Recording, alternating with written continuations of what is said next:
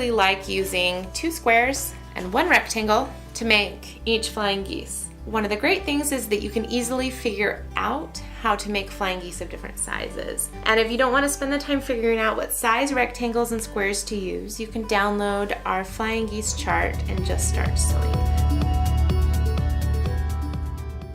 You're going to need a few things to make this quilt. Obviously, you're going to need fabric in 2 different colors, a rotary cutter, a ruler of some sort. You might want a bigger one or a smaller one. You're going to need a self-healing mat. You're going to need a Hera marker or like a water-soluble pen. You're going to need thread. I like to use white or light gray or neutral, another kind of beige thread most of the time when I'm sewing and when I'm piecing. And you're going to need a sewing machine. So when I am cutting out these rectangles, isn't this fabric so pretty? I will usually, make sure that the fabric's lined up. And I actually will have this opened up so it is, the full 22 inches or whatever. But because I'm using a smaller mat for filming, I'm going to double it up. And you kind of make sure that your fabric is all lined up, smooth it out, or walk over to the iron if you need to. And then I will do a cut to make sure that it is all lined up. And I usually line up the bottom of my ruler. I will line up, one of the lines with the fold.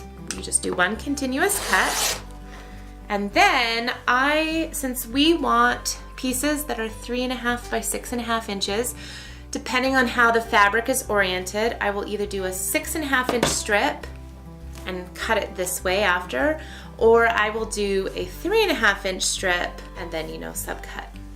So measure 3.5 inches, okay, and then cut. And then you can rotate your fabric and cut 6.5 inches.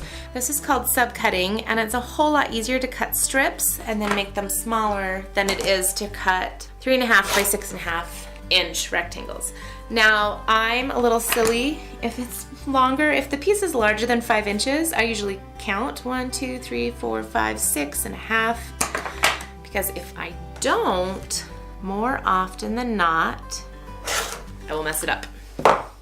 Okay? And you do the exact same thing when you are cutting the 3.5 inch squares.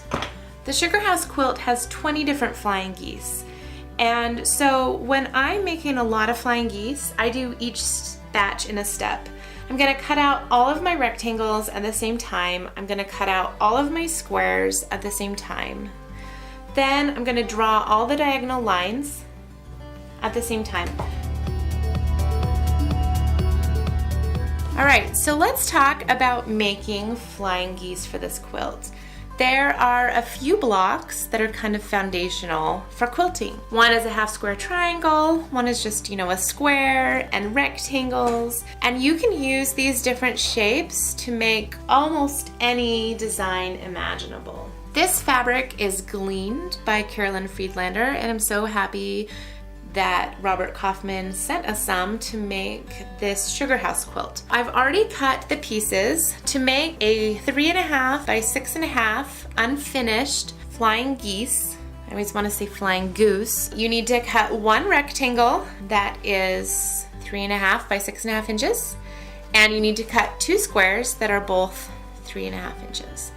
Now, there are a lot of different ways to make flying geese, and everybody has a preferred method. This is my preferred method mostly because the math is really easy. You can scale this up or you can scale this down to make any size flying geese. Making the flying geese is really easy. First, you use a Hera marker or a water-soluble marker or whatever you like to use, and you draw a line from one end to the other on the diagonal on both of your pieces, and this one already has one. We'll take it over to the sewing machine, but I can show you right here.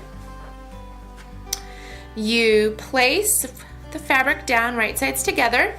You sew along this line. You iron it, give it a little press to set the seam. Then you fold it back, iron it again. take your ruler and your rotary cutter and you trim behind. And then you do the exact same thing on the other side. So you sew along the line, press, fold it back, press, cut off the triangles, and voila, you will have your flying geese. And my daughter speaks French, and so we use voila a lot at our house, although she tells me I have a terrible accent. One thing that you're gonna wanna be sure to pay attention to is this is kind of a directional patterned fabric, but it's also an all-over design. So probably doesn't matter if your flying geese ends up like that or your flying geese ends up like that. But if you do have a directional fabric, like this is a cotton and steel, one of their notorious prints, pretend like it's the right size. If you do have directional fabric, you're gonna wanna pay attention to which way you place this. You know, if you place the square one way, you'll have kind of a horizontal fabric design. If you place the square the other way, you'll have a more vertical design.